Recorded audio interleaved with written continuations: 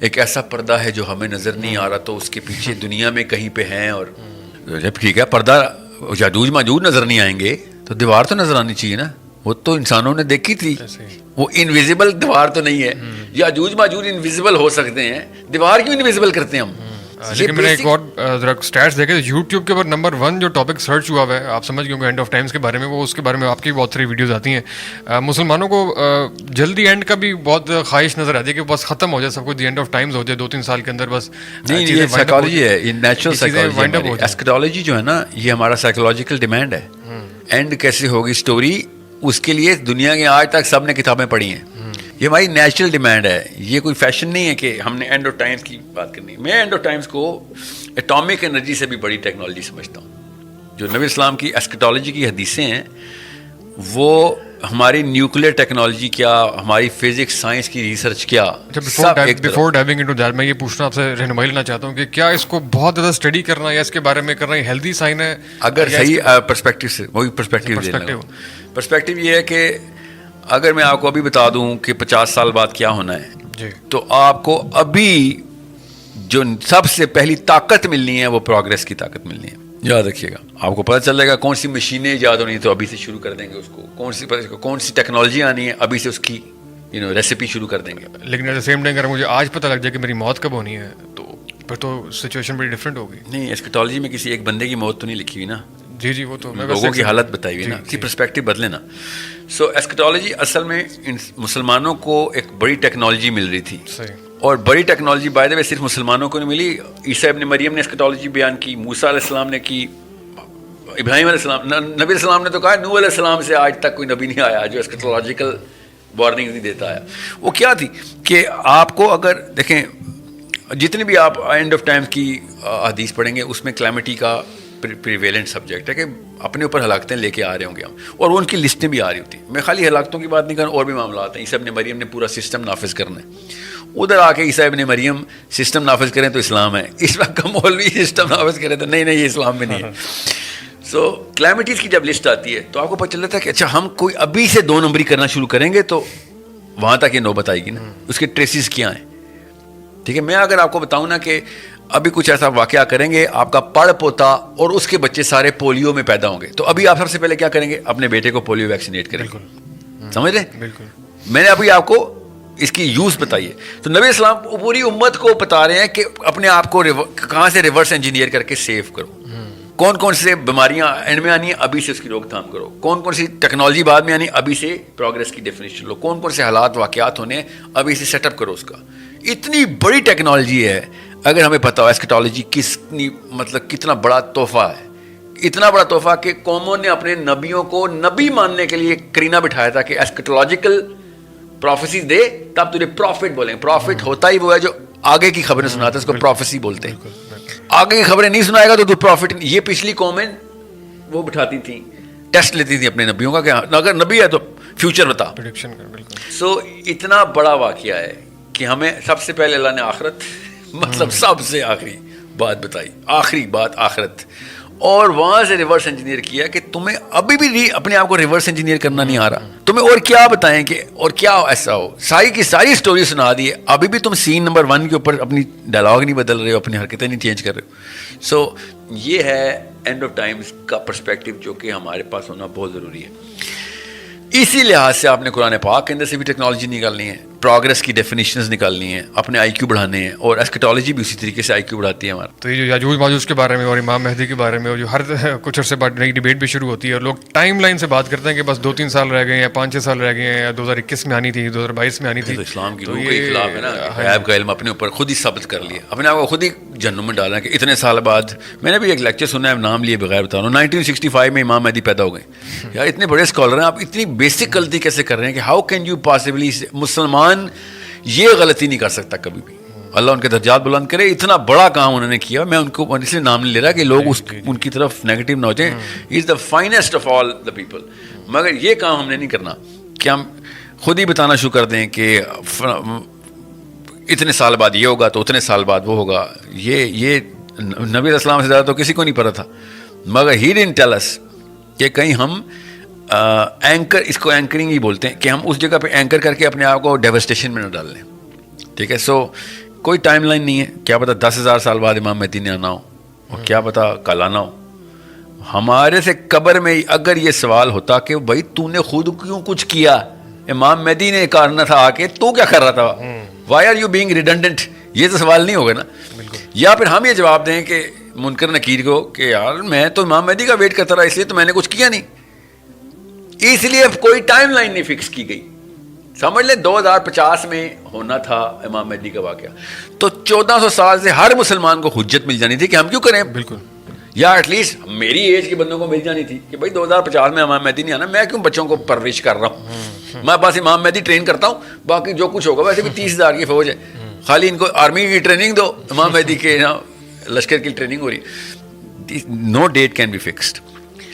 سو یاجوج ماجوج کا معاملہ قرآن پاک میں اتنی کلیئر ٹیکنالوجیکل ہنٹس کے ساتھ ہے کہ ہمیں یہ چاہیے تھا کہ ہم اس کو ہر روز کی بحث میں لا کے اس کو اور پھرولتے اس کو کہ اور کس طریقے سے اس کو ایکسپلین کیا جا سکتا, رادر کہ ہم نے ان کو بس یہ بنایا کہ وہ ایک ایسا پردہ ہے جو ہمیں نظر نہیں آ رہا, تو اس کے پیچھے دنیا میں کہیں پہ ہیں. اور جب ٹھیک ہے پردہ یاجوج ماجوج نظر نہیں آئیں گے تو دیوار تو نظر آنی چاہیے نا, وہ تو انسانوں نے دیکھی تھی, وہ انویزیبل دیوار تو نہیں ہے. یاجوج ماجوج انویزیبل ہو سکتے ہیں, دیوار کیوں انویزیبل کرتے ہیں ہم. یہ بیسک سا آرگیومنٹ ان لوگوں کو سمجھ نہیں آ رہا کہ جن لوگوں نے لوہا اور کاپر دی ہے ان کو پتہ ہے دیوار بنی ہے, سب نے دیکھی ہے وہ دیوار. غیر نبیوں نے, عام بندوں نے دیوار دیکھ لی ہے, جو یہ کہتے ہیں اسی زمین پہ دیوار بنائی. تو یاجوج ماجوج تو نہیں نظر آتے, وہ پردے میں ہیں. یہ وہ والے علماء کی بات کر رہا ہوں جو کہتے ہیں کہ یاجوج ماجوج نے ابھی آنا ہے. باقی کے جو چیدہ سے نام ہے وہ جو کہتے ہیں کب کے کھل چکے ہیں, کوئی چائنیز بول رہا ہے تو کوئی کیا بول رہا ہے, ٹھیک ہے, ان کے پاس تو بہانہ ہے نا, وہ تو کھل چکے ہیں. جو کہتے ہیں نہیں ابھی نہیں کھلے, حضرت عیسیٰ کے ٹائم پہ آنے, انہوں نے حدیثیں پڑھی ہوئی ہیں, صحیح کر کے مانتے بھی ہیں. ان کو صرف یہ پوچھنا ہوتا ہے کہ یاجوج ماجوج غیب میں ہے, مان لیا آپ کے خیال سے, دیوار تو نہیں, نعوذ باللہ غیب میں زبردستی تو نہ کرو نا, وہاں پہ کچھ سوراخ ہے جہاں پہ دیوار بنی تھی, ہو جی وہاں پہ کچھ نظر بادل آیا رہتا ہے ہر وقت. It's a very big problem, they cannot solve it. بہرحال یہ بات کہیں اور چل جائے گی. دا وے قرآن پاک ہیز ایکسپلینڈ اٹ, وہ اینگل اتنا زبردست ہے نا کہ وہ بستی تب تک آباد نہیں ہو سکتی جس کو اللہ تعالیٰ نے خود عذاب میں ڈال دیا ہو. بالکل. حتیٰ کہ جب یاجوج ماجوج نہ کھول دوں اور وہ اوپر کی جگہوں سے نیچے آئیں گے, اور حدیث میں وہ بھیڑوں کی طرح حملہ کریں گے کہ کروڑوں کی تعداد میں انہیں, وہ کیا پتہ اربوں کی تعداد میں ہو. ٹھیک ہے. سو وہ بستی تب تک آباد نہیں ہو سکتی. اتنا بڑا واقعہ تھا قرآن پاک میں اس طریقے سے دیکھنا, کیونکہ یہ جیوگرافیکل ٹپالوجی کے اندر آپ کو پتہ چل جاتا ہے کہ اللہ تعالیٰ نے کہاں کہاں پہ عذاب ڈالے ہوئے, قوموں پہ کہاں کہاں عذاب آئے. وہ بستیاں ابھی تک آباد نہیں ہوئی. حضرت لوط کی قوم جہاں پہ سی آف گیلیلی کے اوپر عذاب میں آئی, ابھی بھی وہ سلفر کا علاقہ ہے, سلفر لٹل سفید رنگ کی مٹی ہے, مٹی اٹھاؤ آگ لگاؤ دھماکہ ہوتا ہے اس میں, ابھی بھی سلفر ادھر ہی ہے, اور سلفر اینڈ فاسفورس کا مکسچر ہے. وہ جو تبوک کے اوپر عاد اور سمود کی بستی ہے, نبی اسلام کے ٹائم پہ بھی نہیں آباد تھی, ابھی بھی نہیں آباد. اللہ کے نبی صلی اللہ علیہ وسلم نے کہا ادھر سے نکلو, یہ کوئی ٹورسٹ اسپاٹ نہیں ہے, عبرت کی جگہ ہے بس. وہ بستیاں نہیں آباد, جہاں جہاں پہ اللہ نے عذاب کیا وہ ابھی تک آباد نہیں ہوئی, اور وہ کیسے آباد ہوں.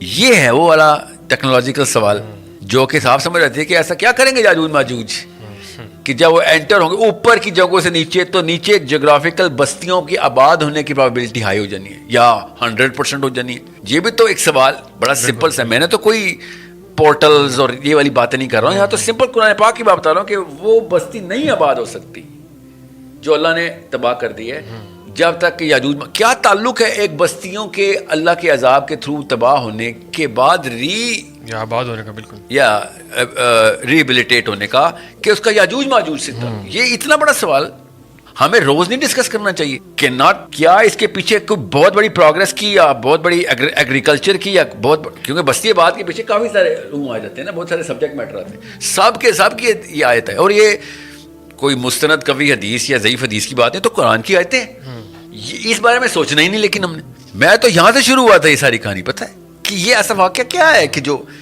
مطلب میں تو بہت تفصیل سے ان بستیوں کو پڑھا ہوا ہے نا, کیونکہ میں بائبل کو, توریت کو اور قرآن پاک کو کمپیریزن میں پڑھا تھا, اور وہ بستیوں کے اوپر کوئی شک بھی نہیں, تینوں کتابوں نے وہی بستیاں بتائی ہوئی ہیں. کوئی شک ہوتا ہے میں کہتا نہیں وہ تو عیسائی کہتے ہیں کہ حضرت لوط کی قوم ادھر تھی, تو مسلمان کہتے ہیں تو ادھر تھی. جیسے وہ اصحاب کہف کو خود ہی زبردستی کی ایک جگہ بنائی ہوئی ہے, کوئی ایک نشانی پوری نہیں ہے اس کے اوپر, مگر اصحاب کہف کا غار وہ بنا دی. سو میں ایگزامپل اس لیے دے رہا ہوں, یہ اللہ تعالیٰ نے قرآن کو تدبر کے لیے, تفکر کے لیے اور تدبیر کے لیے ہم پہ نازل کیا تھا. ہم نے اس کو بس برکات کے لیے رکھ دیا. برکات کے لیے, صحیح ہے سر. اس وقت جو جنگ ہو رہی ہے, can it be leads toward غزوہ ہند ٹائپ اس طرح کا, فلسطین کی جنگ؟ جی اس وقت جو جنگ چھڑ چکی ہے, کیا یہ الٹیمیٹلی وہاں پہنچنے کی آپ کی آبزرویشن؟ میری غزوہ ہند کے بارے میں بڑی آسان سی رائے ہے کہ جب ہند اللہ کے نبی صلی اللہ علیہ وسلم کے ٹائم پہ جو ہند تھا, اس کے اوپر جو غزوہ ہے وہ غزوہ ہند ہے. یہ نئی ڈیفینیشن میں ہم نے خود ہی تاج پہن لی سر پہ کہ ہم غزوہ, ہمارا دریائے سندھ تک جو ہے وہ ہند کی باؤنڈری تھی, ادھر خراسان تھا, ادھر ہند تھا. ہم کون ہوتے ہیں کہنے والے؟ کل فار ایگزامپل کوئی نیا علاقہ بھی پاکستان کے انڈر آ جاتا ہے, جی ٹھیک ہے, سمجھ لیں وہ پاکستان ہی کہلائے گا. ہم نے سمجھ لیں افغانستان ہمارے انڈر آ جاتا, ٹھیک ہے, یا ازبکستان کا یا چائنا کا کوئی اڑمچی ہمارے انڈر وہ پاکستان ہو گیا.